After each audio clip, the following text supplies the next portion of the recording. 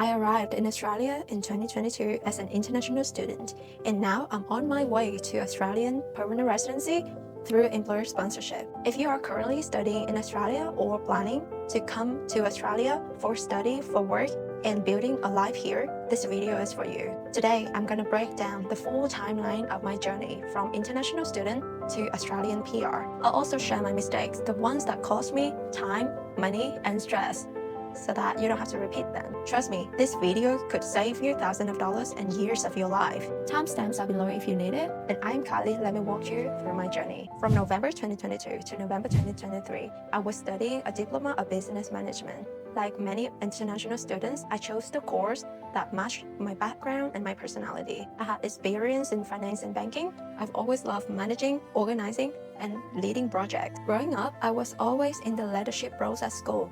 Big or small, I enjoy managing things. So when I arrived in Australia, business management felt like a perfect choice for me. But here's the truth. When I first landed in Australia, I had no idea about business sponsorship, no idea about skill occupation list, and no strategy about permanent residency in Australia. I was naive. I thought things will somehow work out. In November 2023, I started working for a bakery as a sales assistant and a pastry chef assistant.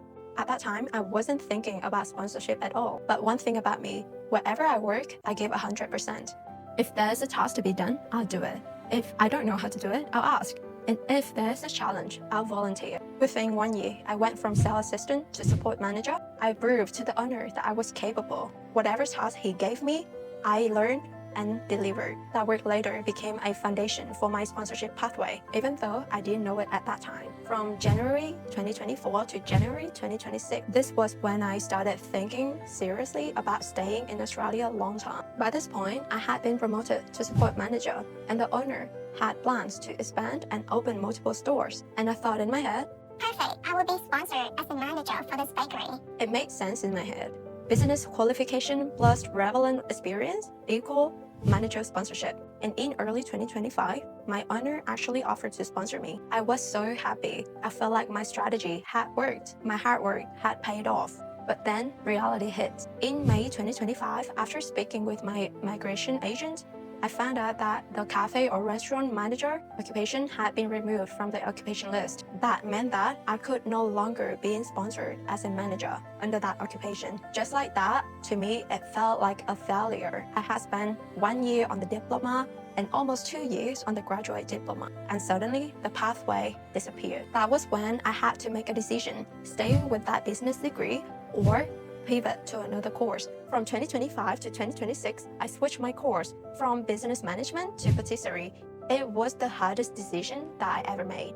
Switching courses means more tuition fee, more money, and more time. But I asked myself one question. What is my ultimate goal? My goal was clear. I want to stay in Australia, I want an employer sponsorship, and I want a secure PR pathway. Business management no longer served that goal. So I pivoted. I switched to patisserie because pastry chef is on the skilled occupation list and has long-term demand. That decision changed everything. In May 2025, I talked to my employer about my situation, that I could no longer be sponsored as a manager anymore. And he said something that I'll never forget. If that's what it takes to sponsor you, I will sponsor you as a chef. That was the moment I realized the relationship between you and the employer is very important. Now we had a clear legal pathway. To qualify for sponsorship, I need qualification in the nominated occupation and relevant work experience. Luckily, I had been working for the bakery since November 2023, so I was already gaining pastry experience. And so we jumped right into the sponsorship process. Here's what we started preparing. Step 1. The employer started preparing the SBS, which means the standard business sponsorship. This allowed the business to sponsor the overseas workers. Step 2. Nomination application. The employer nominates the position, pastry chef. Step 3. Visa application. Subclass 482. We plan to launch my temporary skills shortage visa application in 2026. Once I receive my patisserie qualification, from 2026 to 2028, I will be working under 482 visa. The 482 visa requires the employees to work for the employer for at least 2 years. After holding the visa and meeting all the requirements, my employer can nominate me for permanent residency under the employer nomination scheme, subclass 186. That is my PR pathway. To sum up, My full timeline is November 2022 to late 2028. It approximately takes me around 5 to 6 years to go from international student to permanent residency. And honestly, it's not luck. It's strategy, adaptability, and resilience. Now let me share what really matters. If you listen carefully, it might shorten your journey and save thousands of dollars. Lesson number 1, have a clear plan for yourself. If you are studying in Australia or about to come here with the dream of staying and building a life in Australia, you must create a plan and a vision for yourself long term. Australian permanent residency is not luck. It comes to people who have a strategy. Don't just walk into an agency when your visa is about to expire and expect them to save your life. Migration agent is there to help you with legal documents. They are there to assist you with the processes, but they cannot decide the future for you. It is your life. So you need to do your own research. Ask yourself these 4 questions before you enrolling in any courses. Which course is best for the sponsorship? Which occupation is in high demand right now? Which occupation has been stable on the skilled occupation list in Australia? And which one actually serves your long-term goal? No one can decide it for you. It is your future. You have to make your own decision. Lesson number 2. Choosing the right course from day 1 is extremely important.